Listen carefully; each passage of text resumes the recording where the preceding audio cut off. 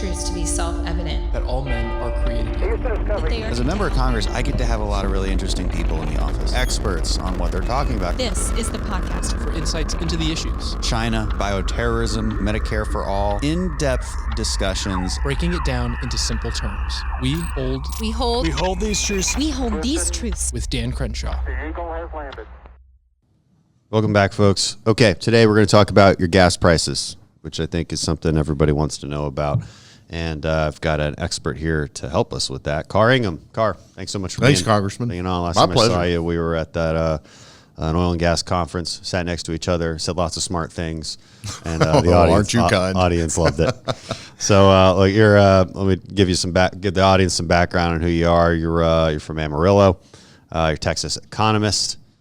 Which is different than just a normal economist. I agree. I don't know. Texas anything is different than any other kind of anything. I don't know. It's just written here for some reason. It is you're the owner and president of InghamEcon LLC, which is an economic analysis and research firm specializing in statewide, regional, and metro. Maybe that's why you're a Texas economist. Okay, because you specialize in the Texas economy. Oil and gas, and you specialize in oil and gas and energy economics. So perfect guy to be talking to about this. And you've got a long storied career that I could get into, but you know what you're talking about, I think is the point. Been working in this industry quite a while, and really appreciate you being on to lend us your expertise. My pleasure. Let's just get straight to the core of the issue, which is why gas prices are high. And maybe you could, I'm sure you could also answer in general why we're seeing record inflation as well. A lot of theories about that, probably a lot of misconceptions. Why is it happening? You got to know why it's happening if you have any hope of fixing it, right?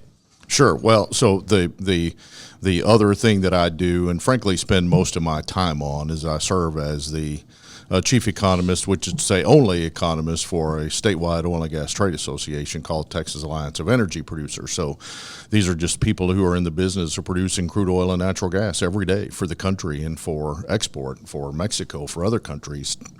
All the place our energy goes to lift up economies and lift up people and make people's way of life and their standard of living better. Never more so than has been the case here in the U.S. So because of that work, I pay a lot of attention to these things all day, every day. Watch crude oil prices, energy prices, try to understand why we have movements in these things, and then just do things that economists do, wonder why, and then set out to learn why or know why we have these various phenomena in our economy, like inflation. And how does all of this, how does this all work against a backdrop of what we've been through over the last couple of years? Mm-hmm. And a lot of it's tied to that. And so first and foremost, crude oil prices and gasoline prices are just tied together, always. When crude oil prices are higher than they were at some previous period, gasoline prices are typically going to be higher as well. It's the primary input into a gallon of gasoline. So that's always going to be the case. Gasoline is a product, a commodity unto itself, so you certainly have market events that cause gasoline to do one thing or another.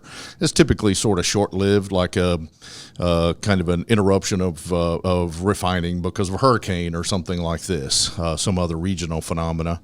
But typically, gasoline prices move with crude oil prices. Well, so when were gasoline prices the highest they've ever been, really? Well, in mid-2008, when we had crude oil prices sniffing $150 a barrel.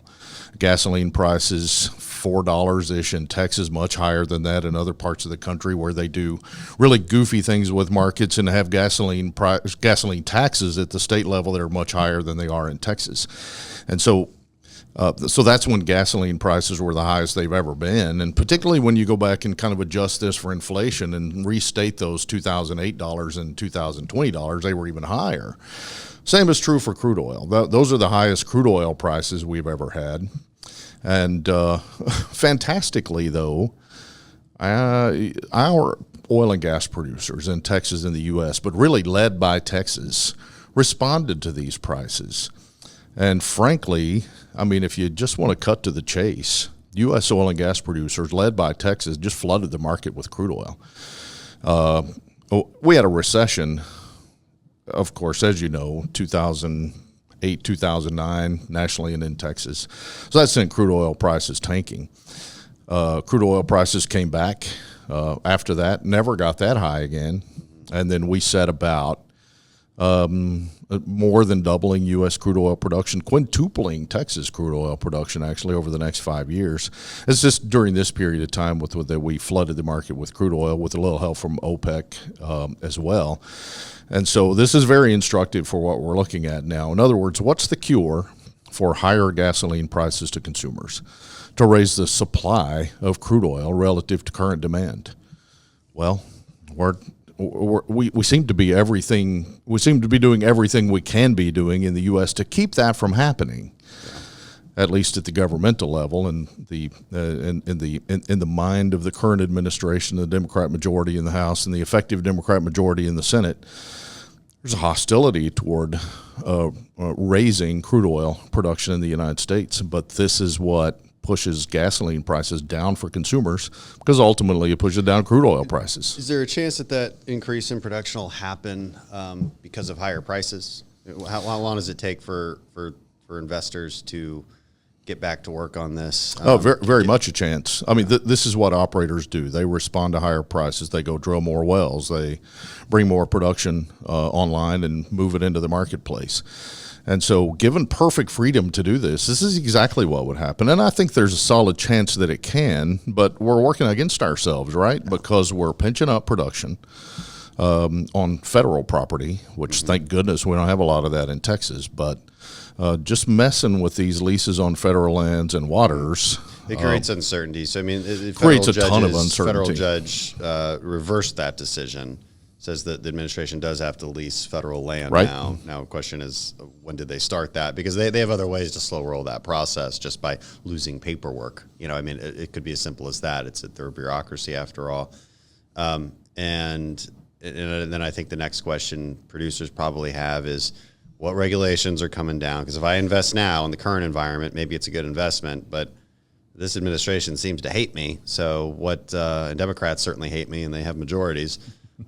So, you know, does that investment make sense? And what do you hear from the oil patch? It creates a tremendous amount of uncertainty, and it keeps some activity sidelined that would be flooding to the marketplace right now. I mean, with $70 to $80 crude oil, we probably ought to see higher levels of drilling than we've seen thus far. I mean, it's a tremendously uncertain political environment, a very hostile environment. So even though this decision was reversed, the oil and gas community out there has. I mean, why would you rush into and try to acquire new federal permits now? I mean, you might do it if you've had activity there. And, of course, the other thing we did is kill off the Keystone, which was a supplier of Canadian crude oil into this marketplace. Canada is a terribly important supplier of crude oil into the U.S. marketplace. Somebody pointed out in a tweet the other day that we import about 800,000 barrels a day from Russia. Which is also what the Keystone Pipeline would have given us. Well, precisely. I mean, none of these things make sense. I mean, why would you be hostile toward U.S. production and Texas production? These people who have delivered what you profess to want, which was much higher level of U.S. domestic crude oil production, resulting in much lower reliance on crude oil from places not North America. A lot of people don't understand this either, which is I'm sure people's question is often, okay, we export oil, but we import Russian oil. What the hell is going on here? Can you explain that? Sure. We export and we import, obviously. And the simplest answer to that question is that all crude oil is not the same. We produce a lot of crude oil in Texas. It's not terribly well suited for our refinery structure. We'd have to rebuild our refineries. Certainly retool them pretty considerably. So we can send a lot of this light sweet stuff that we produce out of Texas and the Permian, send it to somebody who can use it. But the thing we got from Canada was crude oil that is very well suited to our refineries.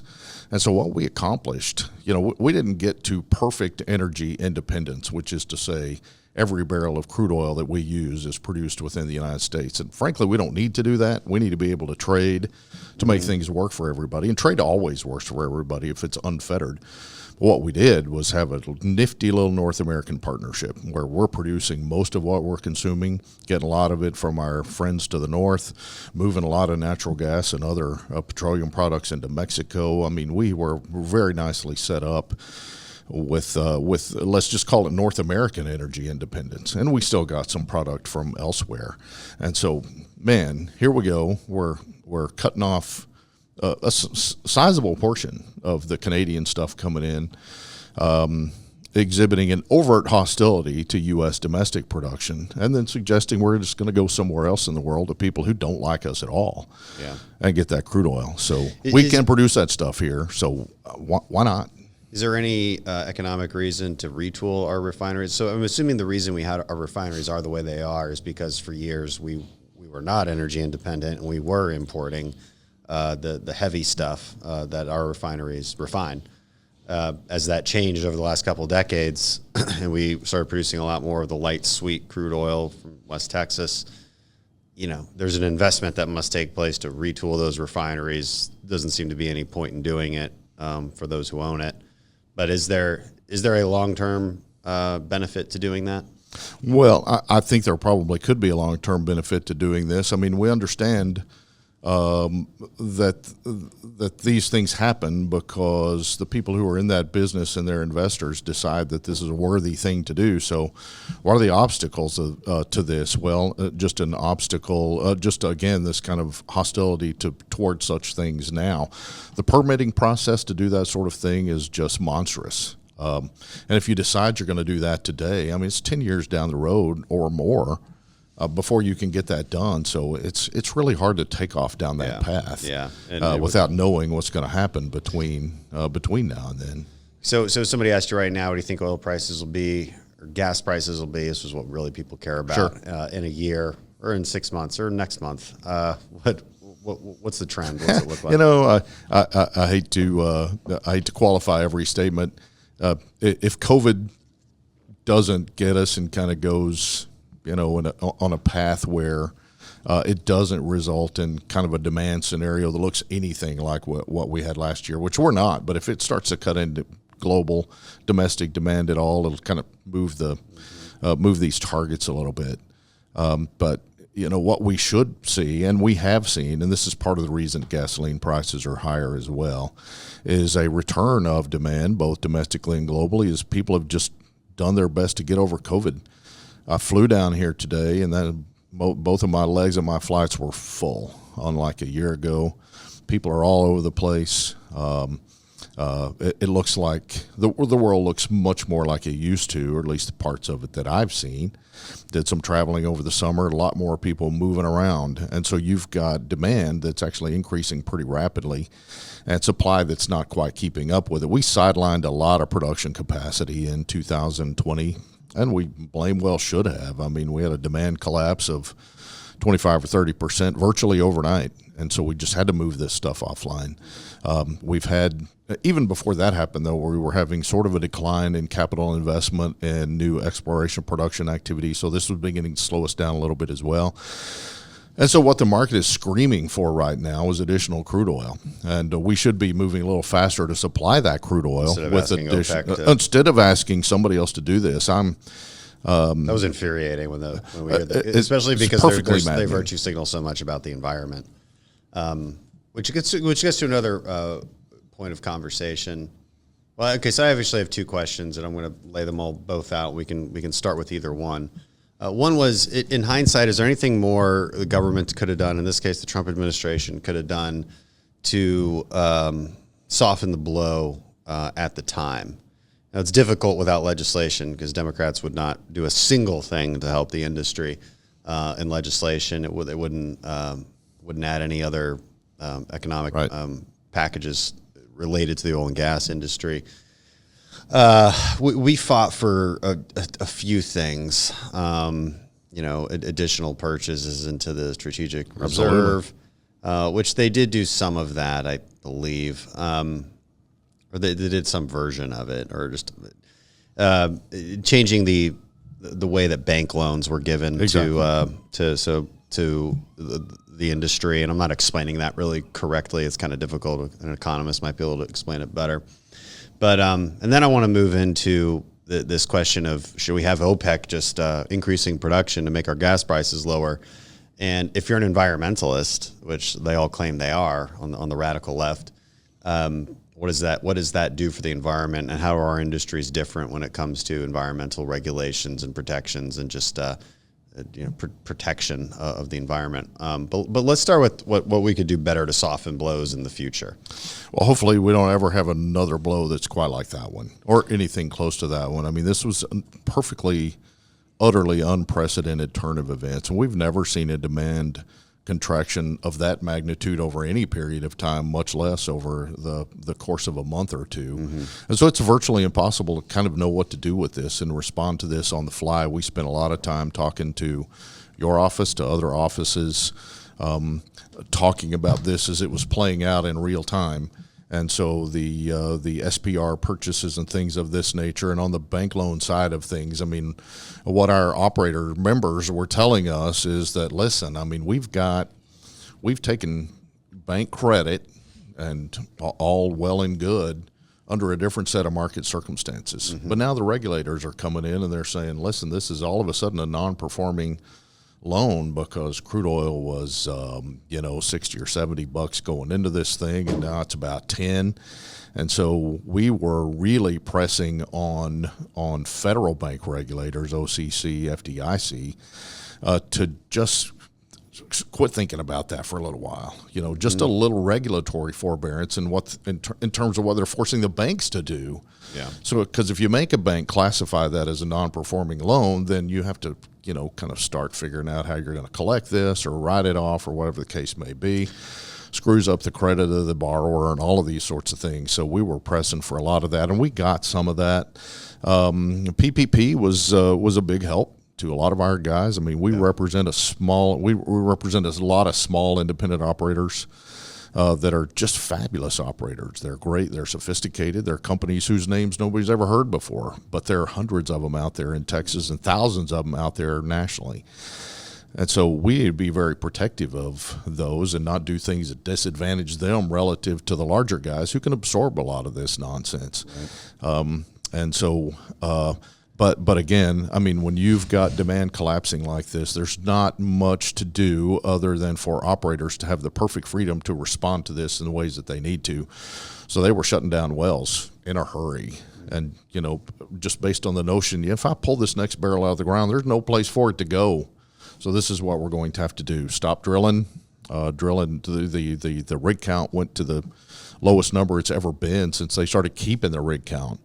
And now we're not that much higher than that. We've recovered some, but we're not back to where we should be with $70 oil. And so it's a matter of riding it out, and then kind of making sure, doing everything you can to be sure that your government's not working against you.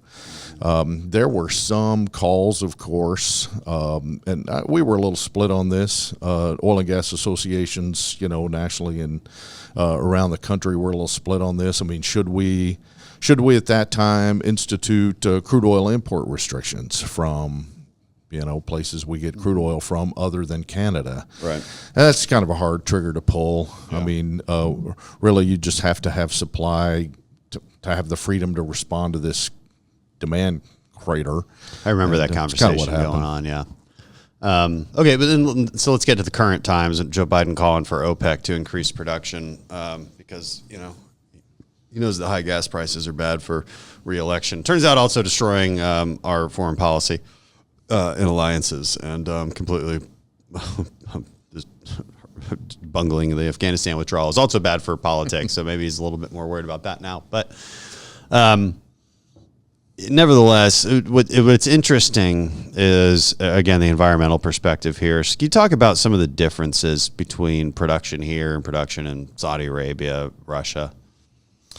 Well, first of all, just the flawed economic notion that we in the U.S. who operate in what has historically been the premier market economy ever on the face of the planet, looks less like that now than it used to, and if they have their way, it'll look much less like that in the future, because an environmentally justified takeover of the economy is still a takeover of the economy. And so it's a perfectly flawed economic notion. In 2008, when these prices were going sky high, the conventional wisdom was, listen, these price increases aren't going to matter because price increases are designed, among other things, to stimulate additional production. Mm-hmm. But the rock's not going to permit this. I mean, the geology's not going to permit this. Prices are going to go sky high. Crude oil production will continue to go down. Well, we turned that notion on its head. And indeed, entrepreneurial genius people went out and figured out how to produce crude oil out of shale with horizontal drilling and hydraulic fracturing. And then we just explode U.S. onshore domestic crude oil production. And so we know that operators can respond, and now they're just kind of spring-loaded to respond in a hurry to the demand increases that are implied by rising prices. And so not only do we do this, I mean, we do this in generally appropriately regulated fashion. In Texas, as you know, we're regulated principally, we meaning the Texas oil and gas industry, by a state agency, and that is the Texas Railroad Commission. And so we generally just kind of prefer this notion of Texans being regulated by Texans, and to try to keep EPA and other federal agencies at bay in terms of doing things that really don't make a lot of sense, make it more difficult and expensive for operators to operate, smaller independents in particular. But all of this appropriate regulation means that our operators are operating responsibly. We're not polluting. We're not. We're producing crude oil in much cleaner fashion than is being produced anywhere else on the world. I mean, I think this is virtually undeniable. And so there are a host of reasons not to trade U.S. production for OPEC or OPEC plus production, Saudi Arabia, Russia. That's only one of them, but it's a big one. I mean, if in fact what we're doing in the U.S. in a policy sense, with this hostility toward the U.S. domestic oil and gas industry for the benefit of the environment, all you're doing is trading cleaner production for much less clean production. You're actually raising global emissions, and it's a global emissions number that counts. Right. If that's what you're looking at. And so there's just nothing about this that makes sense. It doesn't make economic sense at all. It doesn't make political sense. But it's just such a flawed economic notion. I mean, let your market economy, your fabulous capitalistic market economy, do what it does. Respond to price increases and bring a lot more crude oil production online, which, again, in fairly short order would push gasoline prices down pretty noticeably. One thing that comes up along those lines on the environmental side is methane emissions. It's a big thing we're dealing with right now. The Biden administration wants to roll back the Trump administration rollback of the Obama era methane regulations. Exactly. Bigger producers are fine with it because they have all this fancy equipment that does exactly what the regulators want them to do. What's your take on that?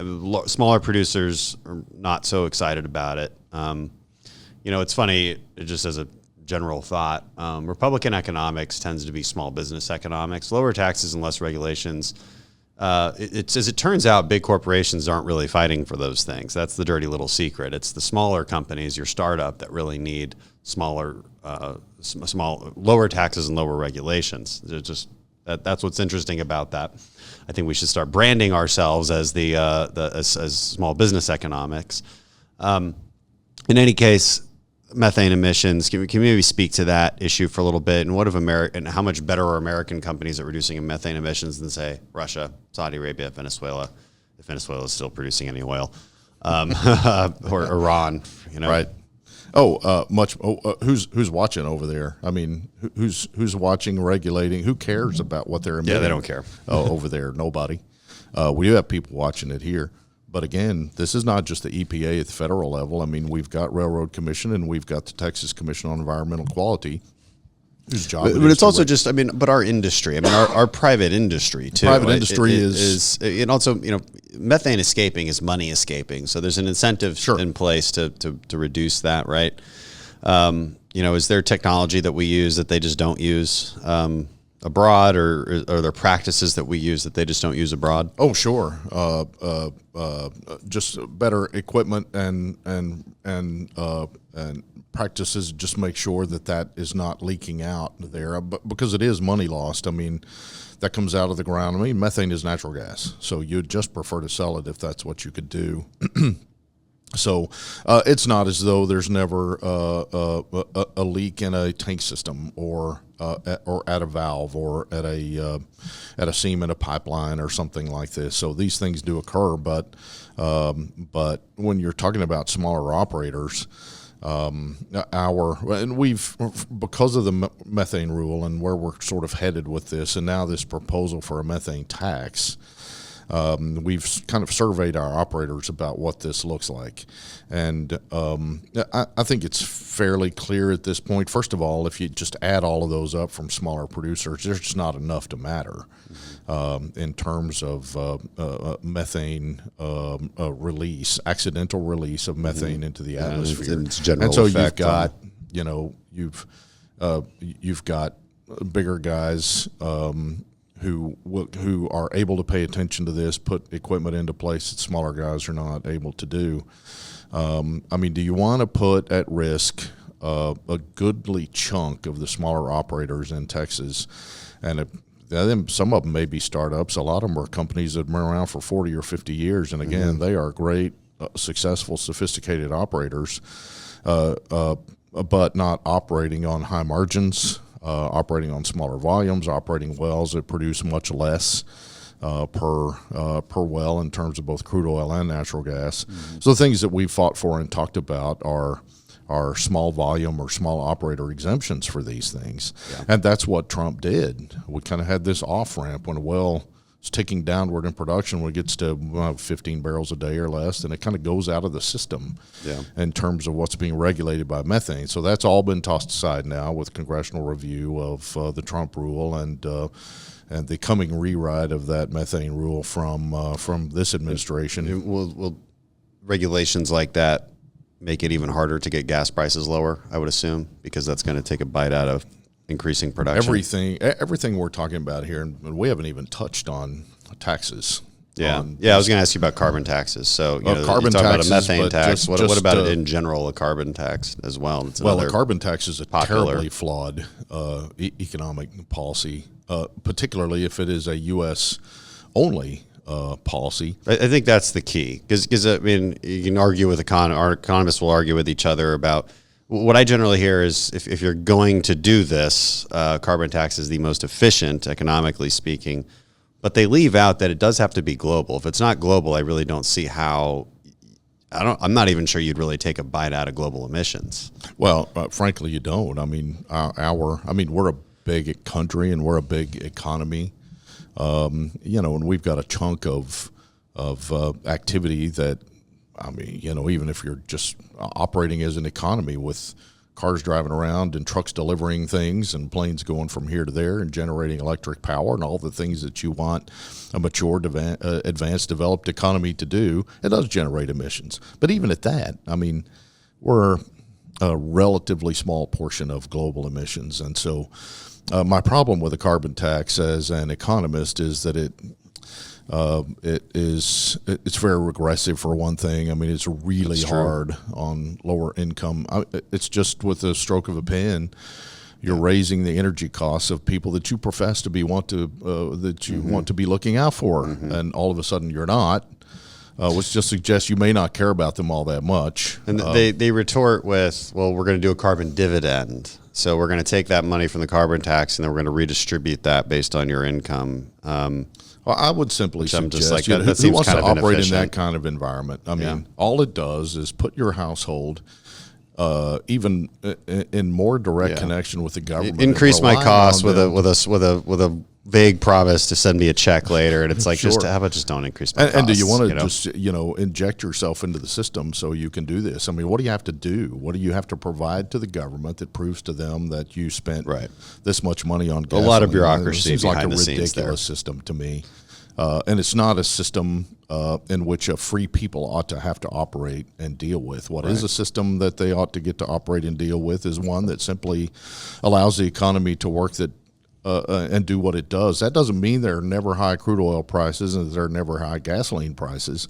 It does mean that the economy has and the players within it, U.S. domestic crude oil and natural gas producers, the freedom to respond to these things. And, of course, consumers respond to them as well. When gasoline prices go considerably higher, especially in a short period of time, they tend to spend a little bit less on it, which kind of pushes the demand for it down. At the same time, trying to raise supply. I mean, this is the economy. This is the economic system at work, trying to bring things into balance every minute of every day.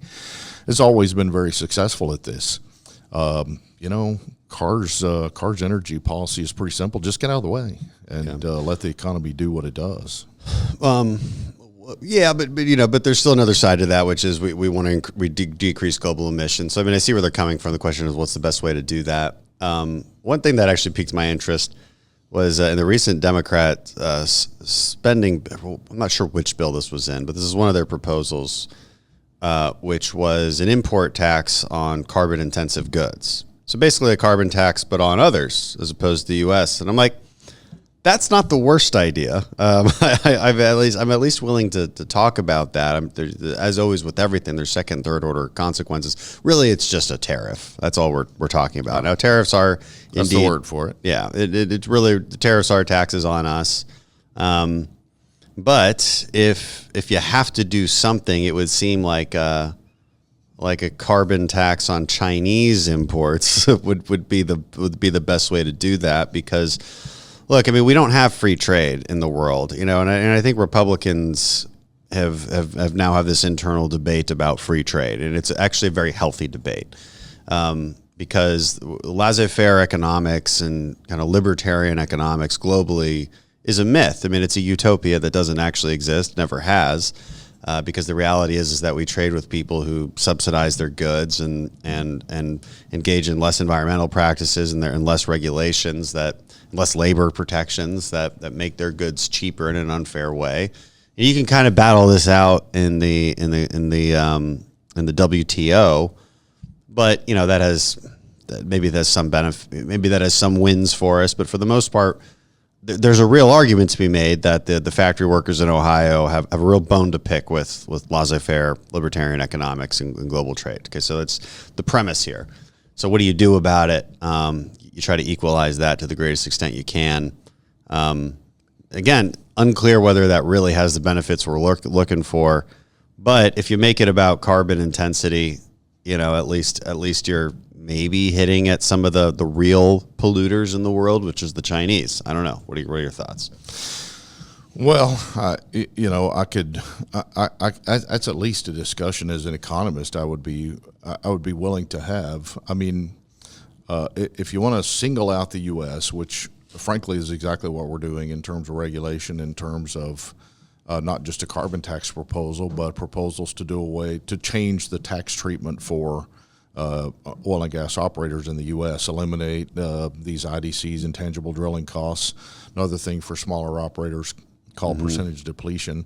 If you want to do away with these things, I mean, again, you're just punishing a very important sector of the U.S. economy. I mean, I get the Midwest Ohio steel guys and the auto guys and all of this. I guess our sense would be that the U.S. domestic oil and gas industry is certainly no less important than those things, and not looking for too much other than to just kind of leave things alone in terms of the tax treatment and let them again do what they've done, which, by the way, has resulted. You've skirted my question quite deftly. Yeah, let me get to it though. This. At least it's kind of moves beyond singling out the U.S. domestic oil and gas industry, right? Because it looks like that's what we've done. So it's at least a conversation worth having. And I think this is a healthy debate. I mean, the libertarian economic types, I mean, they will grant you that that that we compete in the global arena with countries that do things wrong. They subsidize their stuff. They do all sorts of things to dump their production into the U.S. So they're not naive to this.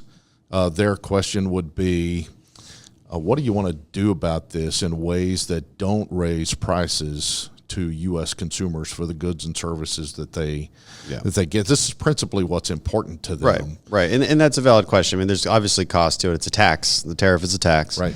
The question is, here's the real question. It's like the Jones Act. Okay, so the Jones Act is a hot topic. The Cato Institute hates it. People like me who represent the Gulf states, we're in favor of the Jones Act. Okay, why? Because it protects our maritime industry, and it does seem like a pretty reasonable argument that our American maritime industry here in these kind of intercoastal waterways would not exist without the Jones Act. They're just not competitive enough globally, and we have an interest, whether it's national security or just jobs or an economy. We have an interest in having an American-led maritime industry. We are a maritime superpower. Or at least we used to be. I think it'd be good to get back to that. So we need more shipbuilding. We need an industry there. That's the argument there. But the Jones Act probably makes consumer costs higher generally. Maybe your sugar is like 3 cents higher per pound than it otherwise would be. And so the question is it worth having sugar that's 3 cents lower per pound if that means cutting out jobs in Louisiana in intercoastal waterways and taking a knife or maybe a hatchet to our maritime industry? And that's just one example, but it's a question that I think is broader that we're not going to solve here. And I think it's a very healthy debate. At least we're getting all the facts out again, there. it's at least that. And it's a conversation I would not mind having as an economist at all. And frankly, as an oil and gas guy, just thinking about the U.S. domestic oil and gas industry, I mean, it's fared very well for itself in terms of raising production, grabbing global market share. Frankly, we've slapped OPEC around pretty good over the last number of years. I mean, we hate what they do. I mean, they just don't operate in a market sense at all. But they have found themselves utterly baffled by these dramatic production increases by the U.S. And so I think if your purpose is not to punish and somehow restrict the activity of the U.S. domestic oil and gas industry, and if that means kind of shifting this notion of how you price carbon, somebody try else, to turn it into like a China. global thing rather than just a U.S. domestic thing. I mean, I think this is what gets operators riled up, and it ought to. I mean, why single out us? Let others produce. And by singling them out too, it's again, like you've noted many times, it doesn't really decrease global emissions because global demand remains the same, and even Biden recognizes that because he's asking OPEC to increase emissions. It's ridiculous. I want to move on to a couple other questions about electric vehicles. This is something you look at. How realistic is it? I mean, from an economic standpoint, how realistic is it that we really transition to electric vehicles in the future in any meaningful way, that the infrastructure will support it, that the technology will support it in a profound way? And my question is always, and then what environmental benefit are we really getting from EVs? This widespread use of EVs, it doesn't always seem to me, as I understand it, different studies show different things, of course, but it takes about 20,000 miles of driving for an electric vehicle to finally have a better carbon footprint than a gas-powered vehicle, just because of the production necessary to create an electric vehicle and the fact that it's really a coal-powered vehicle depending on where you live. Or natural gas. Yeah, natural gas. So you're still burning fossil fuels to even charge it. That's just true. So that's why it takes that amount of time to really make up for that benefit or make up for that carbon footprint. I don't know. I laid it out for you. What are your general thoughts on where we're going? We've got, of the vehicle fleet out there in the U.S., maybe a little over 2% are electric vehicles. So that means all the rest of them are just, combustion engine driven vehicles. So I mean, just think about it. Going from 2% even to 10%, much less, 30%, 40%, 50%, majority EVs out there. This is a transformational shift in a transportation economy. And it's really difficult to force a transformational shift like that in a really compressed period of time. And it's really difficult to make it happen artificially. So I think there's a scenario whereby over a considerable period of time, our economy naturally transitions to this. Frankly, back in 2008, when crude oil prices were going up and up and up and getting close to $150 a barrel, as an economist, I began to think to myself, wow, this is it. I mean, this is the time where the market realizes we're kind of running out of this stuff. And the market will sort of figure out what comes next, which is a car that runs on something besides a petroleum energy, direct or indirect. And so they sort of figure this out over a period of time. I don't know how to do it. You don't know how to do it. They don't know how to do it. This is how market economies progress and transform. But again, it happens naturally rather than being forced by the government in some way. So I absolutely can foresee a time where our electric vehicle fleet as a share of the total is rising and rising and rising. How long does it take to get there? Well, we'll see. That's where the market takes us. 2008 turned out not to be that time because then, our oil and gas guys figured out how to produce a lot more crude oil because they like getting $140 a barrel for crude oil. Do you see EVs getting any cheaper too? Because right now they're really for the rich. Well, again, over time they would, just because the technology would get better. We would scale these things. There would be more of them. Now, this is what always happens. I mean, new technology is expensive. It just takes time. But we're talking decades for that. Who can afford one of these? I mean, not many. And then you've got problems. Even if you've got one, it's just not as easy as driving up to a gas station. You got to pre-plan whatever you're doing. You certainly do. But mostly it's just a cost issue. It's a feasibility issue. Never mind the fact that you still have to generate enough power, way more power than we're generating now. I mean, I think there's virtually no understanding of what it takes to supply enough. Particularly if you don't want to use natural gas to do it. I mean, you have to fill up a country with windmills. That's what's so ridiculous. Like, let me get this straight. So there are two largest states, California, Texas. We both have problems with our grid. California has more, let's be honest. We got a lot of crap for the Texas freeze. But look, it was a ridiculous freeze. What do you want from us? Sure. And we're making improvements on that, as we should. Learn those lessons. But in the end, it's an insane anomaly. Not the point. The point is the reason that happened, and the reason it happens in California is because there's too much demand and there's not enough energy being produced. It's really that simple. And then they have to do rolling blackouts to preserve the grid. That's what happened in Texas during the freeze. That's what happens in California every time the temperature increases a couple degrees above the norm, and they're not expecting it. And so you already have this generation problem where you're just not producing enough generation, and again, California and Texas have very similar reasons for that. It's because we overinvest in renewables. And sometimes when renewables work, that's great. But when they don't, well, they don't. And so the question is, as you pointed out, okay, now what happens if we add another 100 million cars or something, like electric vehicles, which is the goal, to that grid that's already struggling? And they have to charge off the electricity. Nobody has an answer for this. I mean, nobody's really spun this out in terms of what the renewable, which is say wind and solar complex would have to look like just to supply that much power to the marketplace. And even if it does, it still has this notion of being intermittent and at times unreliable. Yeah. I'm not remotely, even as an oil and gas guy, I'm not remotely anti-wind and solar.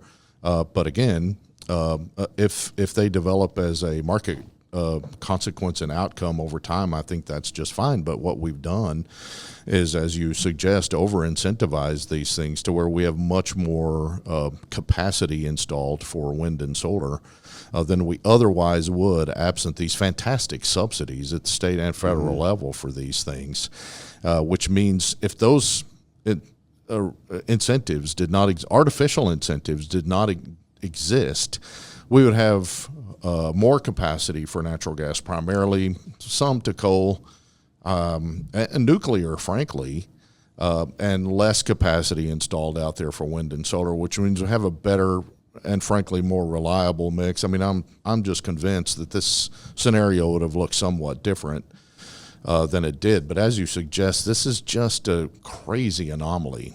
But you also sort of run into this in the peak heat of the summertime, where you start talking about, having power companies trying to just guilt their consumers into turning their air conditioner down or whatever the case may be, just to save us a little power. My goodness, do we not have enough natural gas to generate a lot of electricity? We certainly do. I mean, we've got natural gas. We're just awash in the stuff, and we could do this for decades to come. We've lowered emissions by doing this, by shifting from coal to that. It's just a great way to power an economy on the power generation side of things. And is that then translated into generating electricity to power an electric vehicle fleet? Yeah, probably over time. Trying to make this happen within a 5-year time frame, 10-year time frame, even before 2050, is just asking for it.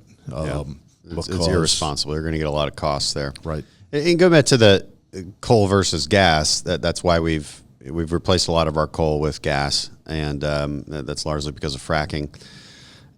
China is doing the opposite. China is actually planning on building more. They're building more new coal plants than we even have in our entire existing fleet.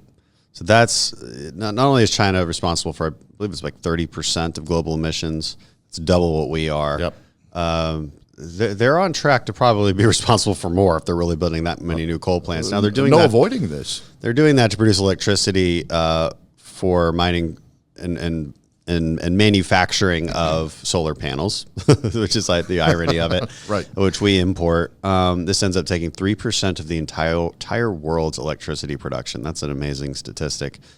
What would it take for our industry to export a lot more of our natural gas, and in a cheap enough way that the Chinese would, do their basic economic justification and say, let's stop building coal, let's use American natural gas? Well, we've made a lot of headway toward that. I mean, some of this was just technology. You can load a bunch of liquid crude oil onto a big mess of really big boats and send it everywhere around the world. It's much more difficult with natural gas.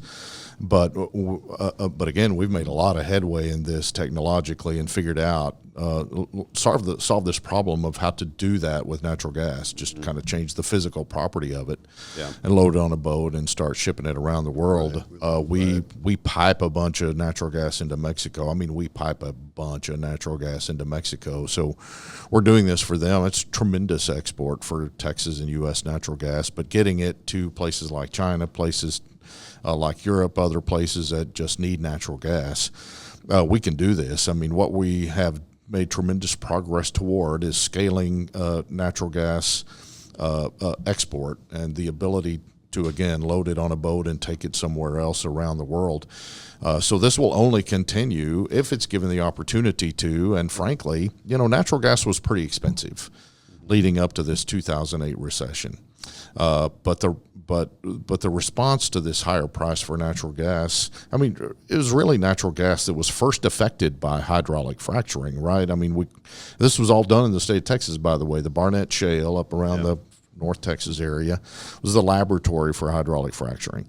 And so natural gas prices went pretty high. Man, during Katrina and Rita back then, they went really spiked upward. And what would government have to do if we wanted to accelerate? Like, because as far as Republicans go, what we call the new energy frontier is our response to the Green New Deal. And whether we like it or not, all conversations about energy in the United States are centered around the environmental question. These things are closely related. So we need a response to the Green New Deal. And part of that response is investments in newer technologies, newer nuclear technologies, carbon capture, hydro, things like that Democrats are for some reason against. It's very odd, but they are. And but related to that is more exports of natural gas. So the industry will always be looking for that edge. We can rely on them for that. What can government do to get out of their way or improve upon their competitiveness to get our gas to China and India? Because I'm a firm believer, if we got our gas cheaper to China and India, that would be the single biggest reduction in carbon emissions the world has ever seen. Without a doubt. So allow U.S. producers to continue to produce responsibly, but generally unfettered, which is to say don't make natural gas production more expensive. with additional regulation that doesn't make sense, or with tax treatments that don't make sense. So keeping prices generally low enough to sell to consumers elsewhere around the world to have this price competition to which you refer. It's number one. Number two, whatever it takes to permit facilities along the coastline to put these plants into place, build out that infrastructure. So it's just a permitting issue. It's not an investment issue. We don't need government money to do any of this. It's really just let it happen. Well, I don't. I mean, personally, I don't think. Everybody would take government money, sure, given the opportunity. They'll make a good argument for why every they time. need it. They do it quite often. Just don't get in the way. I mean, if you create a generally certain environment, the investment will find its way there. I mean, that's what our economy's always done, and always will. The investment will find its way there. I mean, we've got great public companies that are leading the way in this. I mean, Cheniere is. Everybody thought they were nuts years ago when they thought, okay, we're gonna compress this stuff and liquefy it and put it on a boat and send it somewhere else. I mean, it took a long time for them to generate a return at all. But this is happening now. Now other companies are doing the same thing. So certainly permitting issues. I mean, it's expensive and it takes too long. So it's just too long for that industry and its investors to respond. But also just a more certain environment about this. I mean, there's the government's playing with this stuff all the time. And so don't burden that process down with taxes. Don't burden it down with inappropriate regulation, and don't make it more expensive to get from here to there. I mean, whatever that may look like on a day-to-day basis or week-to-week basis, that ought to be the policy. Yeah, it's a good place to start at least. We didn't always produce more natural gas than we use. It's been in relatively recent history that we've done that. But we exploded U.S. domestic natural gas production before we did it with crude oil. And now we've got enough to suit our own needs for literally decades to come. Never mind the rest of the world. And by the way, if the rest of the world is not burning natural gas or U.S. natural gas, what are they doing? They're burning wood. They're cutting trees down. I mean, they're doing things to get power into their house, even if it's very primitive, but it's very dirty. It's very unhealthy. I mean, who in the world wants to envision a scenario out there? Never mind the fact that we're just kind of depriving our global neighbors of the things that we now have the benefit of. That's just morally indefensible, it seems to me. But again, what are they doing if they're not using natural gas and kind of building out a somewhat modern electricity infrastructure with our help?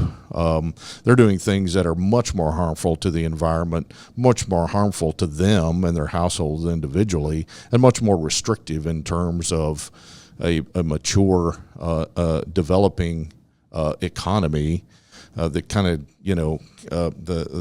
that doesn't leave people at this kind of subsistence third world kind of level. Right. These are natural gas can do all of these things for us. But again, we have it. We want to be free to send it to other nations around the world to use to their benefit. And there's no reason this can't happen. No reason it shouldn't happen. Great conversation, Karr. Appreciate it. Thanks, Congressman. Yeah, appreciate you being on. Always.